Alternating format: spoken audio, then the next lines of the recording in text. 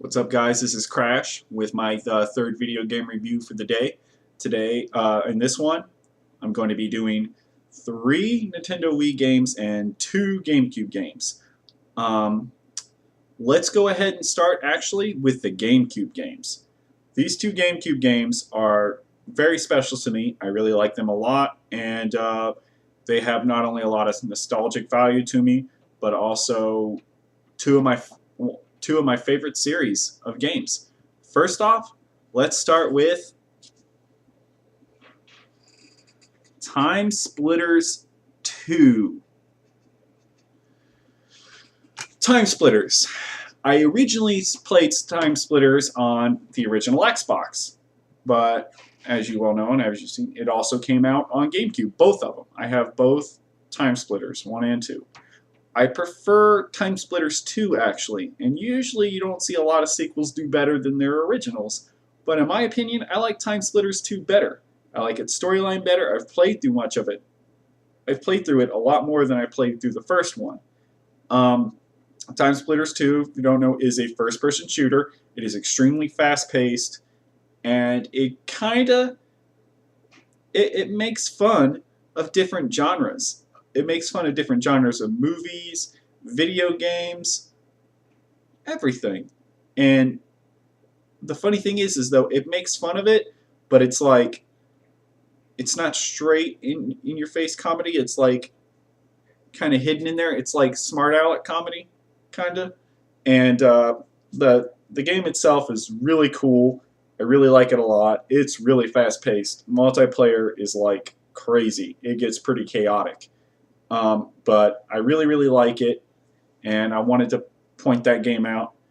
I wish that in the future they make some new Time Splitters that you can play multiplayer online, which would be really cool. I would really, really like that a lot. So on to the second GameCube game. The second one is Metal Gear Solid Twin Snakes. I don't know if you can see the twin snakes. No. The twin snakes.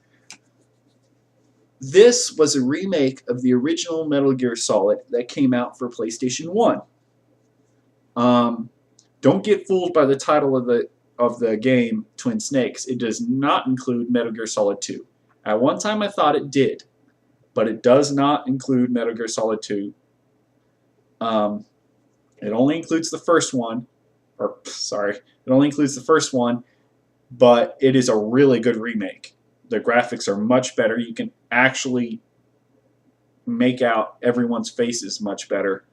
The FMVs are smoother, the game just runs smoother, and overall it is one of the best remakes I've seen in a game, in my opinion. GameCube did a lot of video game remakes, and they've done quite well, actually. In my opinion, they're really good.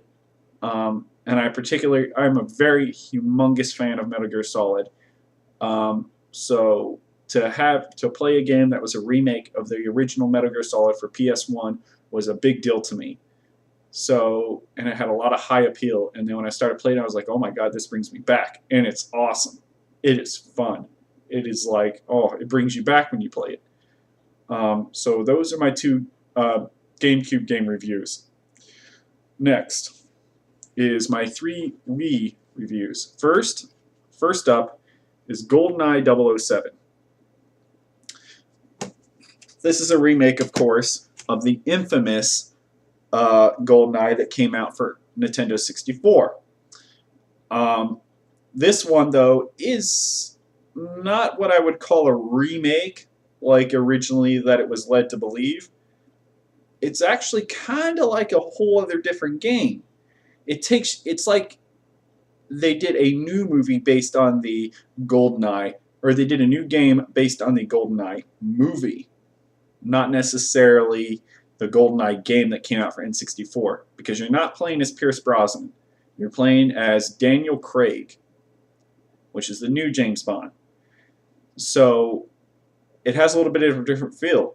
And in that first level, the infamous first level at the Archangel facility, you actually start out the level with 006, and he helps you out through the entire level, and he's killing other guys along with you. So it's really interesting. They went about it a different way, um, and in my opinion, it was really good, really fun. It's nice to play because it still does have some sort of nostalgic value, but like the levels are completely redone. The levels aren't like what they were in the original. Um, they're different, but I think it was good. Um, so definitely check that out if you haven't yet. It's pretty decent if you got a Wii. It's a good game. My second one is Dragon Ball Z Budokai Tenkaichi 3. Now, this game, it also came out on PlayStation 2, and I'm a big Dragon Ball Z fan. So any Dragon Ball Z game, if it comes out, I take the chance and I go ahead and try it out. I have to say though that I still prefer the PlayStation 2 one better, because in the Wii one you actually have to do the moves physically and actually act them out with the controller, which sounds cool, but when you're doing a lot of fights and you're constantly having to redo the move, it gets a little repetitive. You're just like, oh, why do I gotta do this again? You know, it's a lot more difficult to go fast paced in the game. Now you can buy a controller for the Wii where you don't have to do the moves physically, which then it would be the same thing as playing the PlayStation 2 game. The graphics are even pretty much similar, so it's like there might be a little bit better on the Wii, but not by much. But the game is still cool though. It's still interesting. It's still a fun fighting game. And regardless of whether you play the Nintendo Wii version or the PS2 version, they're both really great. I do like how Dragon Ball Z has moved into its new era on the 360 and the PS3. And I do like those games more.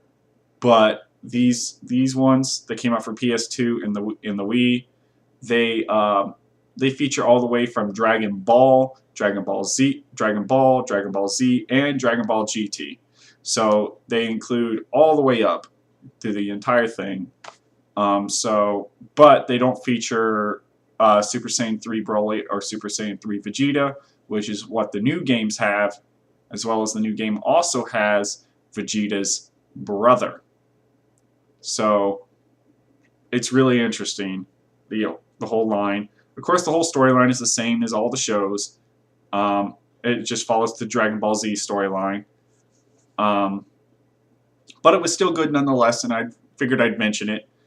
And then my third and final Nintendo Wii game review is The Legend of Zelda Twilight Princess.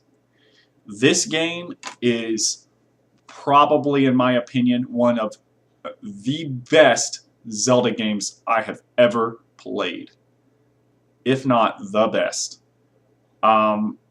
It's just, the storyline is awesome, the sound is awesome, the graphics are awesome, gameplay is awesome, the music is awesome, the levels are awesome, the bosses are awesome.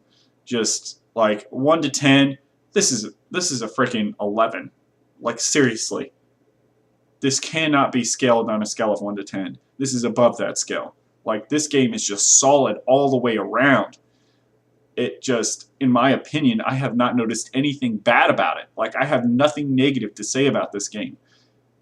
And I have beat it, and just, it is amazing. It is an amazing game. I know it's been out for a while, but like I said, I would do reviews, of older games as well as newer. So I figured I'd just throw that out, and if you've never played it for the Wii, play it. It also came out for GameCube, but the Wii version, in my opinion, is a little bit better. There's also the new Zelda game coming out, Skyward Sword, and I'm awaiting that one. There's, of course, all the ones that come out on Nintendo DS and DS Lite and all that. So definitely check out Twilight Princess. If you're a big Zelda fan, you should play it. It's really good. Really, really good. I could have pointed out the other Zelda games that came out for GameCube, like the Collector's Edition that has Zelda 1 and 2, as well as Ocarina of Time and Majora's Mask. Unfortunately, it doesn't include the Super Nintendo one, but that's okay. It's still good. And I could have also pointed out Wind Waker, and that one's good too, but I didn't want to do a whole bunch of Zelda games. I wanted to do just one, and my favorite one. So there's my video game reviews for the day. I hope you guys enjoyed them. If you guys enjoyed them, leave me comments and you know, ask me for some other games, and if I'll pick them up.